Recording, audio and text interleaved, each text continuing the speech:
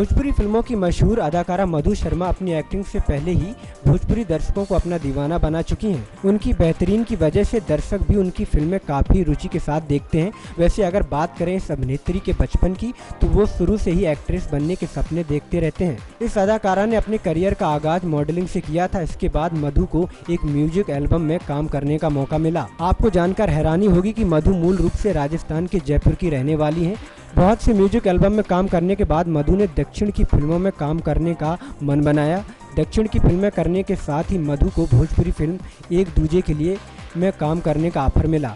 इस फिल्म में मधु ने भोजपुरी सिनेमा में एंट्री की और देखते ही देखते उन्होंने भोजपुरी में तमाम हिट फिल्में दे दी। यानी मधु की एक्टिंग के अलावा दर्शकों को उनका बोल्ड लुक भी बहुत लुभाता है। वैसे आपको बता दें कि बेहद ग्लैमर दिखने वाली मधु ब्लैक बेल्ट में माहिर होने के साथ ही किक बॉक्सिंग की भी बहुत अच्छी जानकार हैं। यही वजह है कि मधु अपनी फिल्मों के एक्शन सीन खुद ही करती हैं। बहरहाल श्रीदेवी को अपना रोल मॉडल मानने वाली मधु शर्मा इन दिनों कई भोजपुरी फिल्मों में भेजी हैं। नेक्स्ट 9 न्यूज के लिए अनुज मिश्रा की रिपोर्ट।